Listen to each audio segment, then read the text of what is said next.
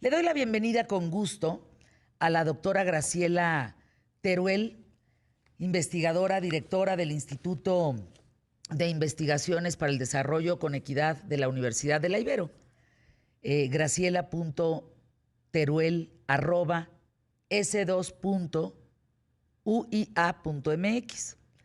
La crisis sanitaria generará más pobres. A ver, Graciela, tras el confinamiento y paralización de actividades económicas derivados de esta pandemia, el mercado laboral ha tenido afectaciones importantes. Primero, ¿cuántas personas han perdido empleo? Bienvenida. Sí, ¿qué tal? Bueno, primero, buenos días a todos. Estos son resultados de un proyecto de investigación en donde llevamos a cabo una encuesta vía telefónica. Esta encuesta telefónica se hacen los ajustes, y esto es bien importante porque se están presentando como muchas encuestas por ahí y no todas son representativas. Es muy importante nada más decir que estos resultados sí son representativos de justamente de la población mexicana. Entonces, lo que nosotros encontramos en el término de empleo, en términos del empleo, que de hecho es yo creo que el impacto más grande y más importante que encontramos en términos de bienestar es justamente utilizando una definición de desocupación amplia. Nosotros no solo tomamos en cuenta la gente que no está pudiendo trabajar o la gente que está buscando trabajo, que de hecho pues no se puede llevar a cabo búsqueda de trabajo en un confinamiento, sino que también estamos ampliando esta definición de desocupación a todos aquellos que están descansando sin pago. Y esto es importante porque es un fenómeno que es consecuencia justamente de esta crisis y del confinamiento.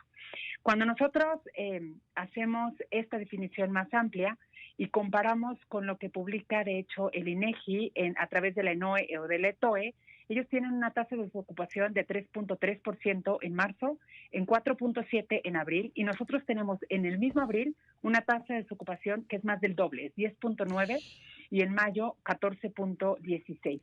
¿Y esto cómo se transforma en términos de millones de empleos que se han perdido? Para que sea como más fácil entender. Para mayo teníamos más de 8.4 millones de personas que no tenían empleo. En todo México, en todo el país. Sí, para mayo de este año nosotros encontramos que hay 8.4 millones de personas que no tienen empleo. Entonces, esta tasa de desocupación de 14.6, que es inédita en México, que es enorme, se traduce en 8.4 millones de personas que no tienen empleo. De estas 8.4 millones, 7 de cada 10 de los empleos que se perdieron corresponden a gente que estaba en el sector informal. Es decir, que se va a su casa sin goce de sueldo, sin un beneficio de absolutamente nada, simplemente se va a su casa. Ay, no, estoy impactada, Graciela. O sea, estás Sí, hablando, es enorme. o sea, 8.4 millones no tenían empleo en mayo. Es correcto. Pero si estás hablando de una persona, porque yo luego pienso las cifras así, no sé si estoy en lo correcto. Sí. 8.4 millones de personas no solo equivale a que una no tenga trabajo, sino a veces de esa una dependen tres o dependen Sí, dos. sí, esto es correcto. Esto es nada más de gente que tenía empleo y todavía no hacemos los análisis de cómo se distribuye esto al interior de los hogares. Es justamente los cálculos que estamos haciendo ahorita. Pero esto es de 8.4 millones de personas que tenían empleo a hoy no tienen empleo. O sea, puede haber que haya más de una persona dentro de un hogar que se quedó sin empleo. Porque cuando vemos, por ejemplo, cómo se traduce esto en términos de pérdidas de ingreso, tenemos que 1 de cada 3 mexicanos en sus hogares se perdió más del 50% de los ingresos. Entonces, eso también es importante. Entonces, puede ser que haya un hogar en donde hay una persona que se quedó sin empleo, o puede haber hogares que haya 2 personas que se quedaron sin empleo, o 3, ¿no? Entonces, lo que sí te quiero decir es que una de las consecuencias más graves de esta crisis, que empezó como una crisis sanitaria y ahora se ha convertido realmente en una crisis económica, una recesión económica, es que uno de los impactos más importantes viene por el empleo, son estos números que te acabo de decir, que se traduce inmediatamente en pérdidas en ingresos de los hogares.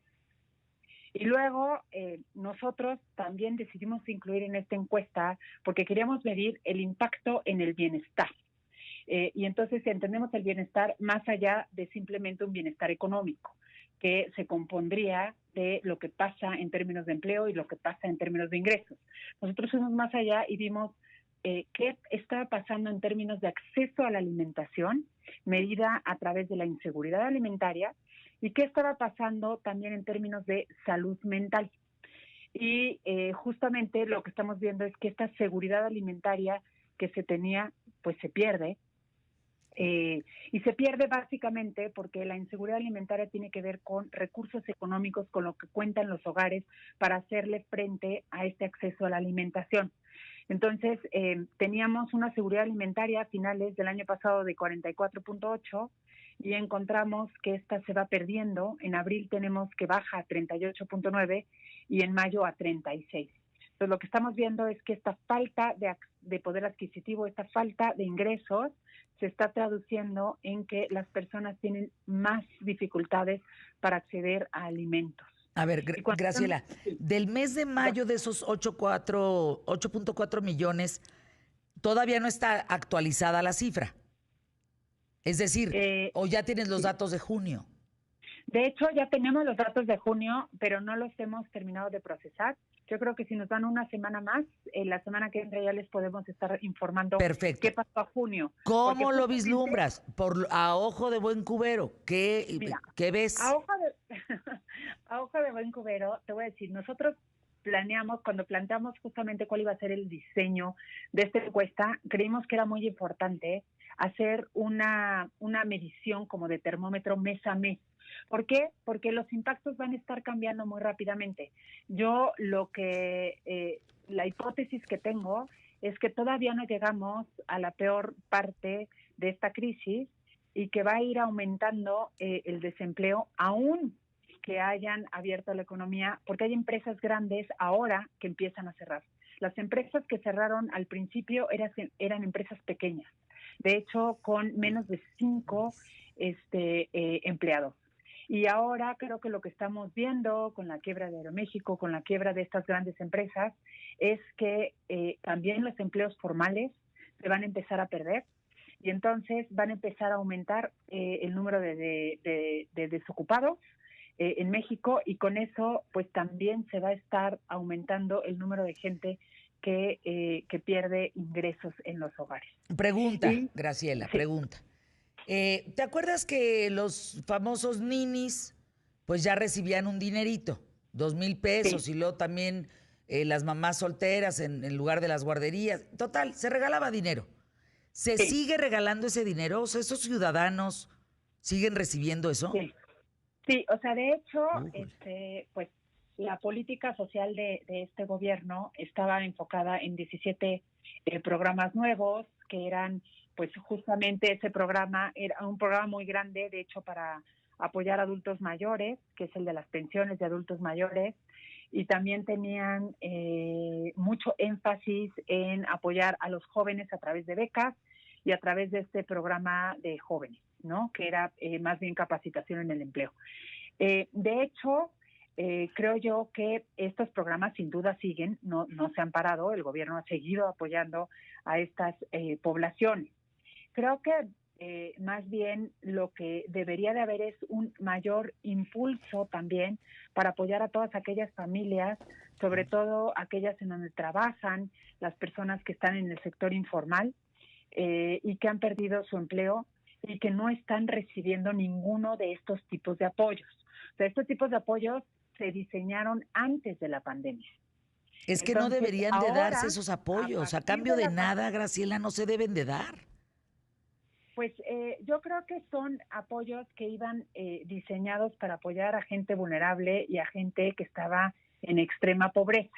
Entonces, en ese sentido, pues yo creo que está bien apoyar a poblaciones que les cuesta mucho trabajo salir adelante y sobre todo que están clasificados como en extrema pobreza. Es que no se los entrega. El problema no es ese. Creo que el problema que Graciela, es que la ahorita, realidad es que no se los entrega a los de extrema pobreza. Bueno, o sea, eso sí tendríamos que hacer como un estudio para ver efectivamente a quién le están llegando estos apoyos del gobierno. Creo que se tiene ya un censo. Yo creo que esto le tocará a Coneval hacer justamente este tipo de estudios para ver si efectivamente les está llegando o no a la gente que lo necesita. Pero lo que sí es cierto es que a raíz de esta pandemia tenemos otros nuevos perdedores. Tenemos gente que está sufriendo drásticamente, que se quedó sin empleo, que no tiene ingresos, que no tiene acceso a la alimentación y que no son a los que le están llegando esos programas. Entonces creo que lo que sí tiene que ocurrir es que tiene que haber un rediseño de políticas públicas para ayudar durante esta pandemia y que vaya dirigida a estos nuevos perdedores. Graciela, cuando tú pateas a la clase media, ¿le das al traste un país? ¿O estoy equivocada? Sí, o sea, yo creo que muchos de los grandes perdedores de esta crisis, todas las personas que están perdiendo su empleo, que tenían en promedio ingresos de 4,000, 6,000 pesos, que es lo que nos sale a nosotros en esta encuesta, sí no necesariamente son los pobres extremos, son muchas de las personas que están en los deciles de en medio, o sea, lo que podríamos llamar como clase media. Entonces, efectivamente, para ellos no hay muchos apoyos. Entonces, yo creo que si no queremos perder a esta clase media y que esta clase media se convierta en pobre, necesitamos darle sin duda apoyos. Vamos a ir a una pausa, Graciela Teruel, sí, pero te lo pongo tan fácil.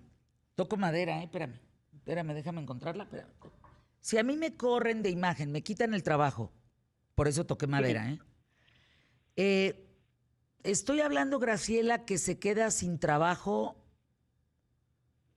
unas 40 personas. Sí, es correcto. Y ese es justamente el problema que yo creo que no se ha entendido, Fernanda, porque, por ejemplo, por cada persona que está en el sector formal, hay asociadas a esa persona por lo menos 3 o 4 que van a perder su empleo. Claro. Entonces, es una bola de nieve que se va haciendo cada vez más grande y por eso el número de gente desempleada es tan grande. Claro, fíjate, en mi caso son 30, no, son como 40 directos, pero indirectos, no hombre, son un mundo. Y los patrocinadores, olvídate, es una bola de nieve que acaban por una persona, 100 personas sin trabajo. ¿Cómo te podría plantear esto, Guadalupe? Mira, hay un círculo vicioso en regímenes como el de Andrés Manuel López Obrador. Al pobre lo quiere sacar de pobre y llevarlo a la clase media. Destruye a la clase media y destruye a la alta para que esos pobres suban y los clase media y clase alta bajen. A la hora de bajar, les va a quitar igual el dinero para dárselos a la siguiente generación de pobres, pues. Y entonces se vuelve un círculo en donde el dinero va y viene. Es decir, como el video que decía Lalo, que dijiste, me parece importante esto. Jacob Poletsky le dice en una entrevista a la clase media, fíjate lo que dice Graciela, a la clase media se le olvida quién lo sacó de pobres. Entonces, pues eso es un problema terrible, Graciela, porque eso es justo lo que estamos viviendo. Sí, o sea, yo lo que sí me gustaría decir es que esta crisis es una crisis realmente muy fuerte, no es exclusiva de México. Es una crisis realmente que le pega a todo el mundo y a todos los países les está pegando por vía el empleo y por vía los ingresos.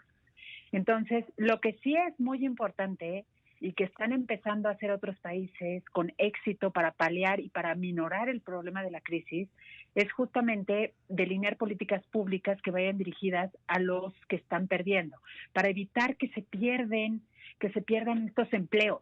Entonces, sí es importante hacer políticas para preservar el empleo, para que justamente no haya más pobres. Es que no es al revés. Vaya, no se ha comprobado en la historia de la humanidad, pues, que si tú no promueves la inversión, lo que tenemos que quitar es la corrupción y los rateros que tuvimos antes. Mientras tú no saques a México como político y le des oportunidad a los empresarios de poder crecer, habrá más trabajo, habrá menos pobres. No, es que, Graciela, ¿por qué se cree que hay otra fórmula? Estoy de acuerdo, o sea, estoy de acuerdo que una cosa son las políticas para el crecimiento, para promover la inversión, para la generación de empleos que normalmente se tienen que llevar a cabo en un país, y eso sin duda. Ahora, en este contexto, que además es un contexto realmente inédito, o sea, esto Claro. nadie nos los esperábamos. Es un contexto en el cual la preservación de empleo es particularmente muy importante, es más importante que antes. Si antes era importante crear empleos, ahora es más, porque Claro. ya se perdieron 8 millones. Ya se perdieron 8 millones y los empleos no se crean de la noche a la mañana. Entonces, sin duda, hay que seguir impulsando la inversión, hay que seguir promoviendo políticas que creen nuevos empleos, pero además que preserven los que ya tenemos, porque si no también se pueden perder. O sea, ese es mi punto. Y si se pierden los empleos, haciendo nosotros este ejercicio de simulación de qué pasaría con la pobreza, pues 3 de cada 4 personas en México se irían a pobreza si no arreglamos el problema de desocupación y del ingreso y de acceso a la alimentación hoy. Es importante no seguir teniendo estos niveles.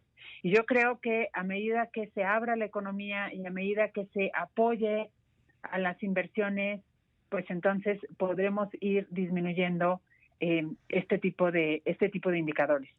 Graciela, desde tu óptica, con todos los análisis, la investigación y demás que llevan a cabo, de lo que yo he leído a especialistas, analistas y todos los picudos de los dineros y de las calificadoras y todos, el peor momento será enero 2021. ¿Qué piensas? Mira, o sea, yo no soy especialista en temas macros. Yo soy más bien especialista en temas de pobreza y de bienestar. Lo único que te puedo decir es de la radiografía que nosotros estamos midiendo, si las condiciones de las familias en México, económicas y en salud, han ido empeorando, y nosotros vamos a seguir con este termómetro para ver qué pasa. Mi pronóstico es que sí tenemos que ayudar a estas familias que solas no están pudiendo salir adelante y que son familias que por primera vez en este sexenio, al menos, se están enfrentando a estos problemas tan grandes de baja de ingresos, en su mayoría debido a los despidos masivos que están ocurriendo. Entonces, si no hacemos algo para detener eso ahorita, sí vamos a tener consecuencias muy graves y muy importantes en términos de bienestar, en términos de subidas de pobreza. Y esto se dice fácil, pero cuando uno cae en pobreza, es muy difícil y tarda mucho tiempo volver a disminuir a los niveles de pobreza que teníamos antes, que no era algo de lo que nos vanagloriaran, o sea, porque los niveles de pobreza en México eran ya bastante altos. Entonces, si siguen subiendo, nos va a tardar muchos años en recuperar esta situación de bienestar. Antes de la siguiente pregunta, nos está escuchando Aristóteles Núñez. Te mando un abrazo con mucho cariño. Qué gusto que estés con nosotros, escuchándonos. Un hombre inteligente, preparado, un hombre con una visión muy importante para México de crecimiento. Y fíjate lo que me dice. Fer, no conozco desde el siglo XIV una cruzada, modelo, régimen, gobierno o imperio que hayan terminado con la riqueza. Fíjate, no hay forma de terminar con la riqueza. Pueden acabar con algunos ricos, pero la riqueza subsiste, solo cambia de mano. Y eso sí, solo en pocas manos. Y me pone después, quizá en la época del oscurantismo, allá del siglo IV o del siglo al 14, pues quizá la iglesia pudo parar riqueza y su crecimiento, pero se volvió poderosa y billonaria. Tiene toda la razón Aristóteles Núñez. No se acaba con la riqueza, solo cambia de mano. Se acabará con algunos ricos, pero por lo demás, cambia de manos y queda en pocas manos. Siempre queda en pocas manos. Concuerdo enormemente. No sé tú qué pienses, Graciela. Bueno, yo creo que México tiene un problema muy, muy grande de desigualdad y de inequidad. Eso no es de ahorita, no es de este sexenio, o sea, es tradicional. El dinero, los ingresos, la riqueza, los activos han estado pues muy concentrados efectivamente en muy pocas manos. Y yo lo único que puedo advertir es que si eso ya era un problema muy grande, esta pandemia puede exacerbar ese problema realmente de forma inusitada. En todos los resultados que nosotros encontramos, cuando vemos cómo se distribuye el acceso a la alimentación por nivel socioeconómico, o vemos qué le pasa a la ansiedad y a la salud mental por nivel socioeconómico, o vemos quiénes están perdiendo el empleo por nivel socioeconómico, siempre los perdedores son los de la cola izquierda de la distribución, es decir, son los más pobres dentro de los pobres. ¿Quiénes son los que mayoritariamente están en el sector informal? Los pobres. ¿Quiénes son los que primero despiden? Los pobres. Entonces, ¿esto qué es lo que está haciendo? Está haciendo que esas diferencias que existían entre los ricos y los pobres se hagan aún más grandes. Y eso lo que va a estar impactando es en la desigualdad. Vamos a seguir teniendo problemas de concentración de riqueza y falta de oportunidades para los más pobres, para los que no tienen acceso a Internet, para los que no tienen acceso a un empleo digno, para los que no tienen ingresos para hacerle frente a las necesidades de alimentación más básicas y así, entre otras cosas. Entonces, yo concuerdo en que el problema de la desigualdad ha estado ahí, pero ahora, en este contexto, siento que se va a agravar aún más. Y Graciela, el impacto inmediato es en la seguridad, punto. Sí, yo creo que es algo que no se ha hablado mucho, pero efectivamente cuando se empieza a sentir esta crisis más arduamente en los bolsillos, cuando la gente no encuentra empleo, cuando está desesperada porque no tiene que comer, esto se va a traducir sin duda en niveles de seguridad. Ay, Graciela, me apena tanto porque no es tan sencillo regresarte en el rumbo. Así lo percibo. Es tan sencillo decir, caray, hay determinadas cuestiones que yo no puedo poner en riesgo a México. Voy a tener que ayudar a la inversión, voy a tener que hacer esto y esto. 3, 4 medidas para que el barco agarre rumbo. Pero no sé si es un tema de ego, si es un tema de necedad, si es un tema de mesianismo, no sé qué sea, pero no hay cambio de rumbo. Y cada día que pasa es más preocupante que gente productiva no tenga trabajo. Graciela, gracias por estar aquí. Te mando un abrazo con mucho cariño y felicidades por el trabajo que hacen por parte de la Ibero, ¿eh? De verdad, muchas felicidades. Con mucho gusto. Yo creo que nada más para cerrar con algo que estabas diciendo, creo que es muy importante tener un buen diagnóstico. Y si no se tiene un buen diagnóstico, es difícil tomar buenas decisiones. Entonces es importante seguir apoyando la recolección de información que sea objetiva, que sea oportuna. Entonces eso es lo que estamos tratando de hacer justo desde la Ibero. Pues sí,